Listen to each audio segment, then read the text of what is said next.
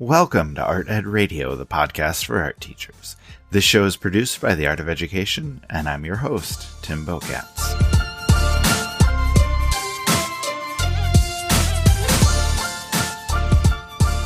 Let's talk about graffiti.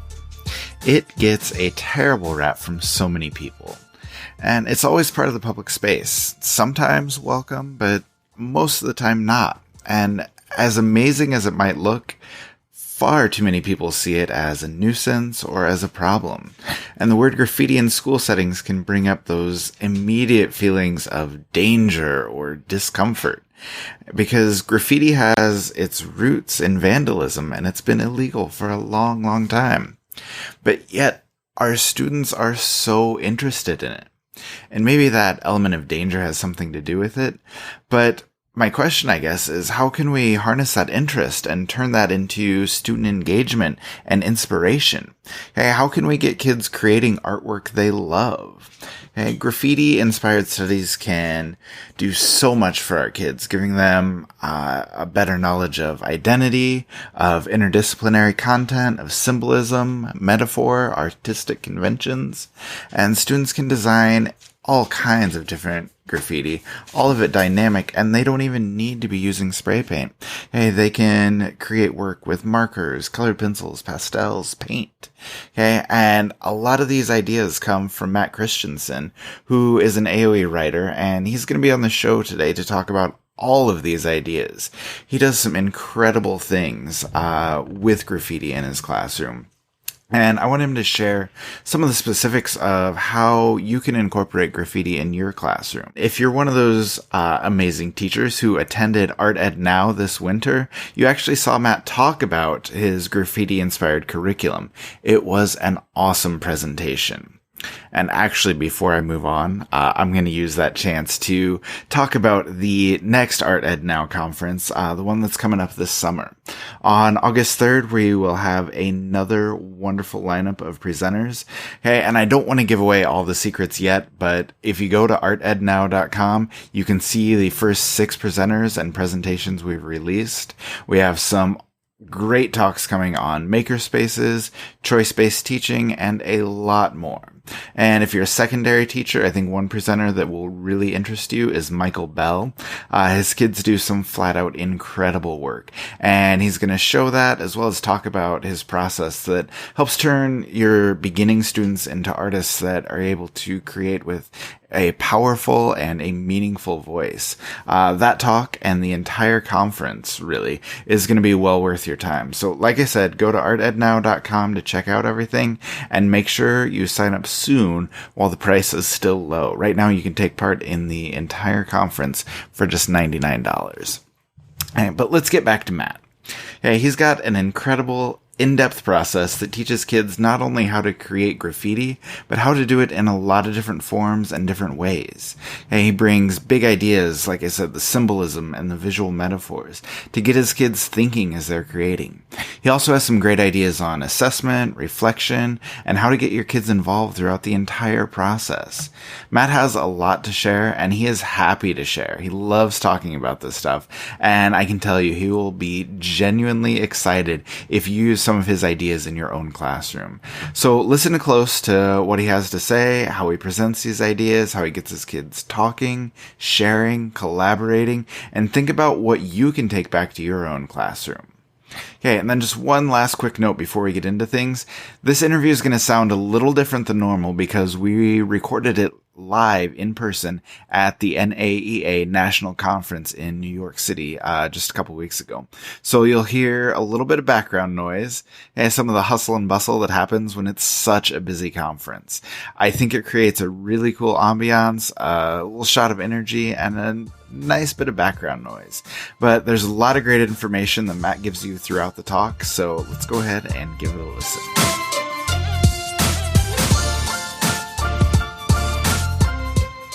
So I am here with Matt Christenson. Matt, can you tell us a little bit about where you teach and what you do? Yeah. Hello, Tim. I teach at City Arts Tech High School, 10th grade, Visual 1 class. That's every kid in 10th grade has to come through me. All right, nice. And you're in San Francisco, right? San Francisco, yes. Okay. And the question I always ask every guest, how are you today? Thanks for asking. I am having a great time here. We're at the NAEA convention, and energy is high. Yeah, I loved it. And I actually wanted to get Matt on the podcast because I went to his session at NAE this morning, and it was a hit. You had a packed house, which was pretty awesome, and really vibrant talk about graffiti, everything you do, like how you teach it. So I guess I just want to start by asking you with graffiti, like, why is that such an important part of your curriculum, and why do your kids connect with it so well? Yeah, that's a great question. Well, a lot of my students come in with zero art experience, and I literally hear half the class tell me they're afraid they're going to fail art. And so for me, I want to bring something that's really just right away it's going to hook them, and it's something that's going to be, they have a little bit of prior knowledge. And so with graffiti, everybody has seen it all over the city and know that some of the students know the artists, some of the students are the artists.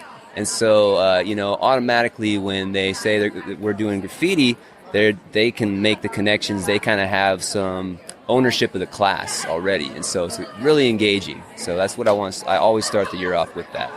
That's cool. So let me ask you this, though. Like, you have so many kids coming to you who don't have art experience, that probably don't know how to draw all that well. So how do you just dive into graffiti? Like, is there a strategy you have? Like, I guess let me put it this way. How do you scaffold that? Like, what do you start with to introduce them? And then kind of how do you build on that as you move through the curriculum? Absolutely. So first of all, we sort of mirror the elements of art with the elements of graffiti. So students start off with just tag lettering. So it's just manipulating lines. We're not going to get too crazy, too fancy. We're just going to play with our hand a little bit. And we're going to move into, throw letters, which have a little more shape to them. And then we'll get to the more advanced sort of stylistic letters. So the first week, I like to give them dry erase boards and markers. And we just start with our initials, and we design them in different ways. Just using tag or line lettering.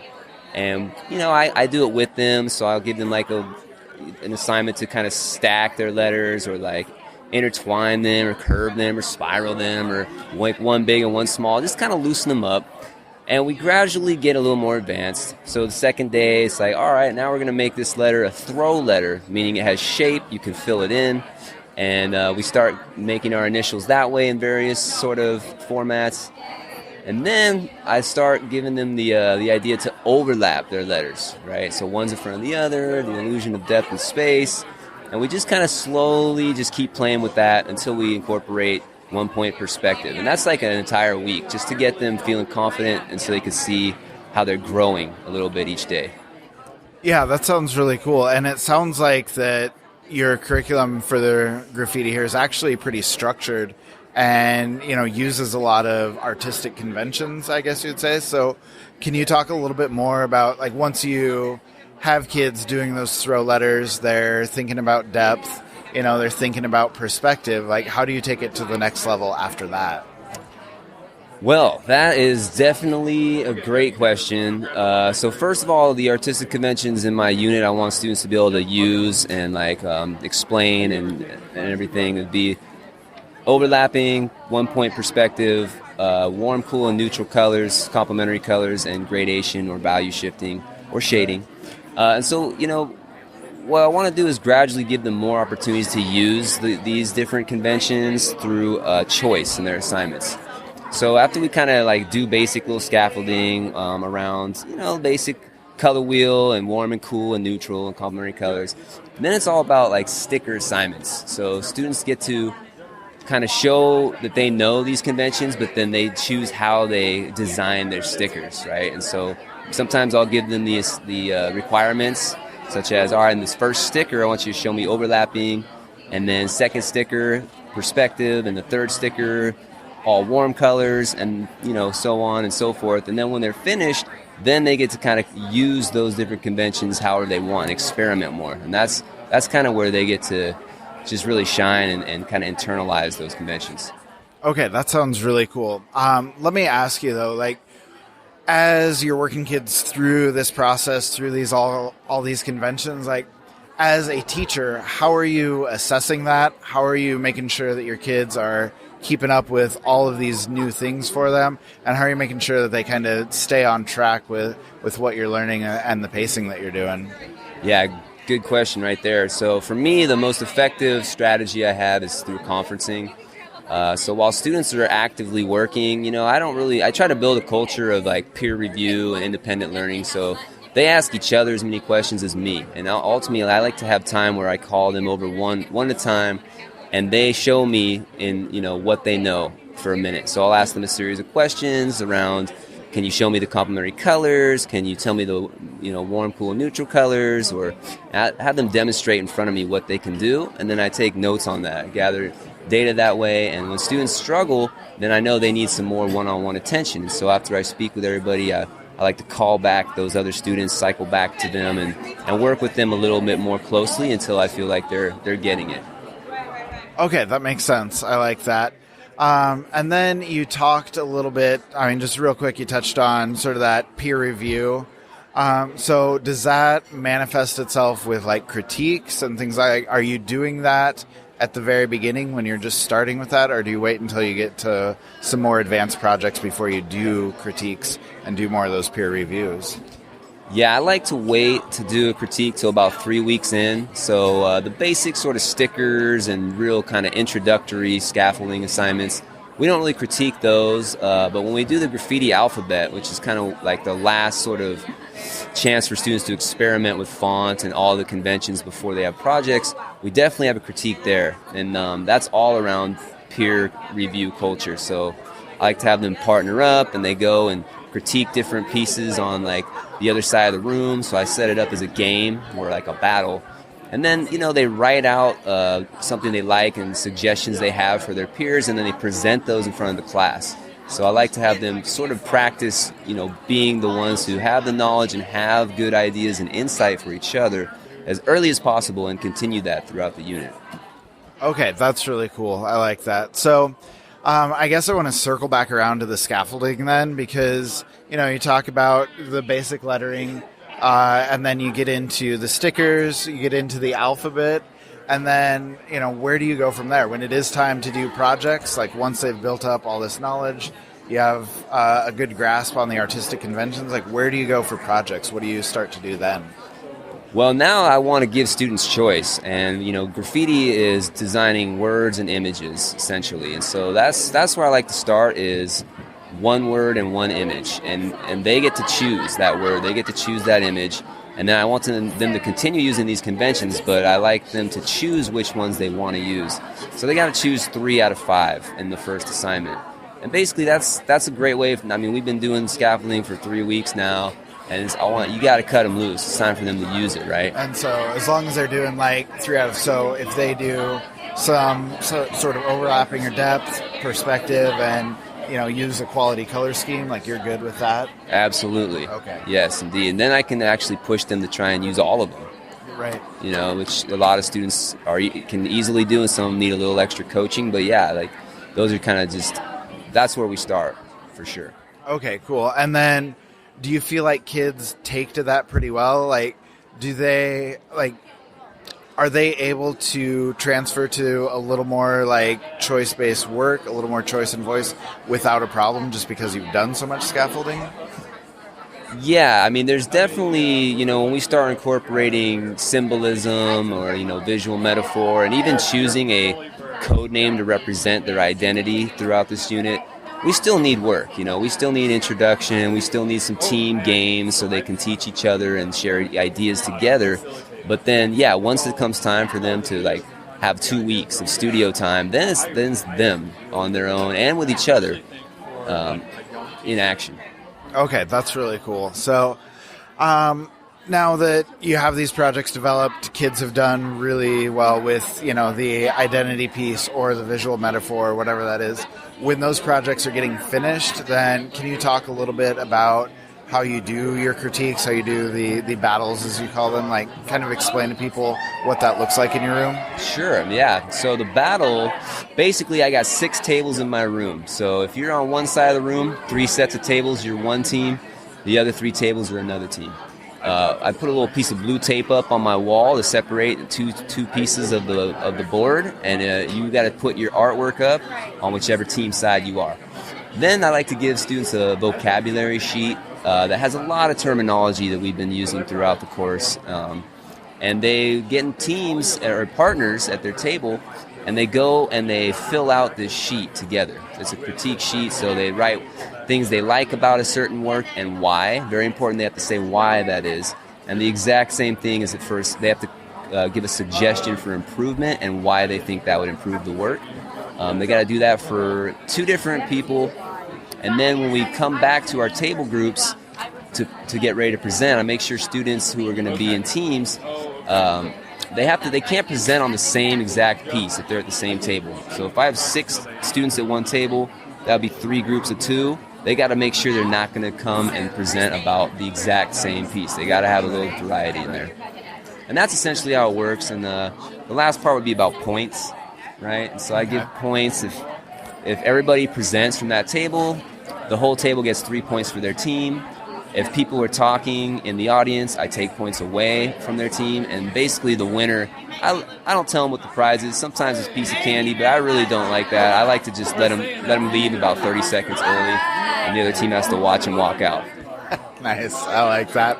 And then do you feel like the points incentivize things enough? Because in my experience, like, high school kids hate presenting, like they hate talking about work, they hate getting up in front of the class. So, like, does the point system encourage them to do that? Like, does that make them more comfortable, or I guess at least more willing to do that? It makes them more willing, and it's definitely not going to make them more comfortable. Okay. But they hold each other accountable. That's the reason why I really like the points. Is for whatever reason, that little element of competition sort of elevates the urgency. And so students keep each other in check. Like if I'm about to say, okay, audience, the presenters are ready, we're going to take off points, and I hear people say, okay, stop, like in the audience, and they want to win, you know. And so for whatever reason, that helps out a lot. Yeah, that's really cool. And then I guess last thing, as far as projects go, I'm still interested in kind of how you assess these things. So can you talk about, post-critique? You do the grading process with your kids. Like, do you take projects home and grade them?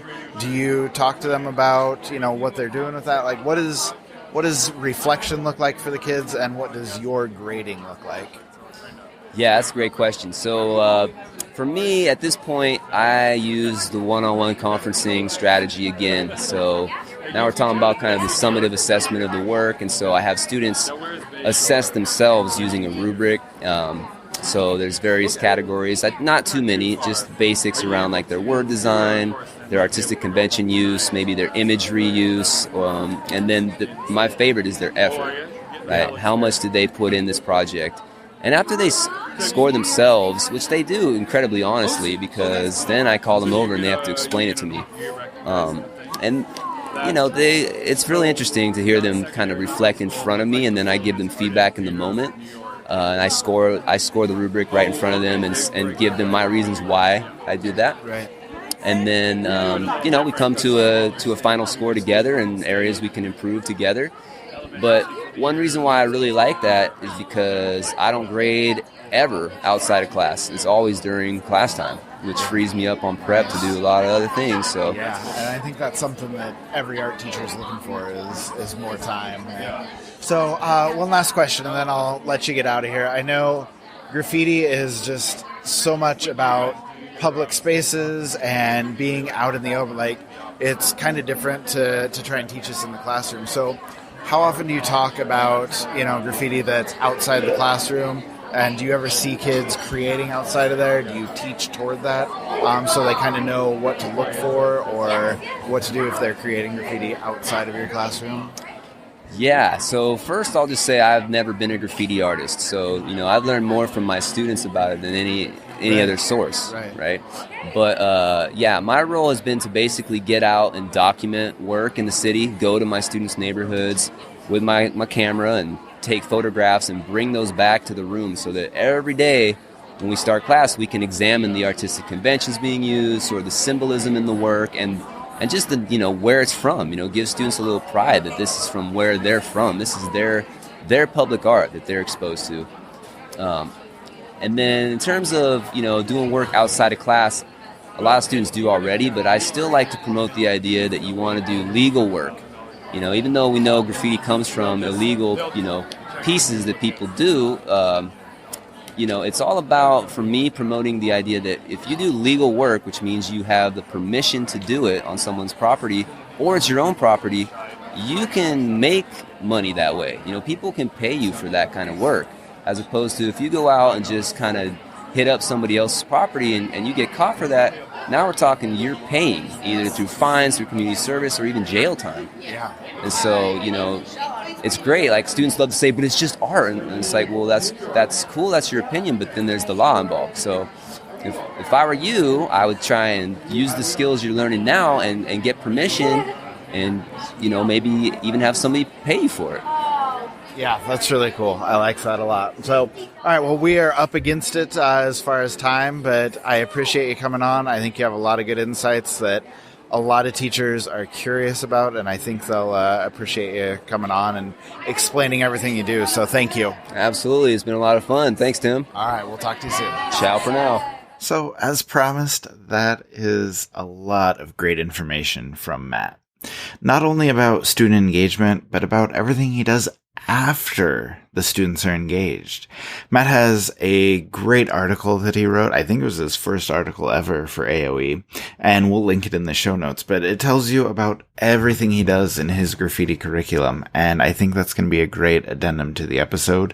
So check out the website and the show notes if you want to learn even more from Matt. But if I can close with this, in the end, it's not about graffiti necessarily.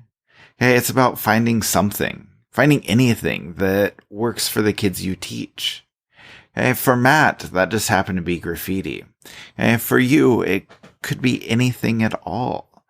We need to find the subjects or the materials or the things that our kids can connect with. Okay, for a lot of my students, they always love doing portraits, okay, or they love experimenting with new materials, creating new projects, coming up with new ideas. Okay, but just take some time to think about what your kids love, okay, what they want to do, what they want to create. And honestly, it doesn't matter what that is. It just matters that your kids are involved and they are working and they are excited about what they are doing in class. Then, once you have that engagement, it's up to you as the teacher to extend that learning. Okay, that's where reflections and assessment and big ideas come in. Hey, you need to figure out how you can push your students beyond that simple engagement. Okay, because once they are engaged, that's only the beginning. Okay, it's up to you as the teacher to make sure that that real learning is taking place.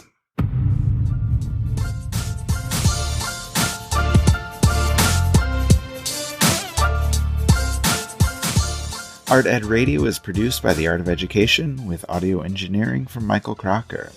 Remember that you can sign up for our email list at artedradio.com. We also have all of our archives there, so you can check out every single episode we have recorded. And if you've listened to all of them already, you now have a chance to go back and listen to your favorites again. And as always, we love to hear from you, so send any questions or comments or anything else you want to share with us to us at radioguys@theartofed.com.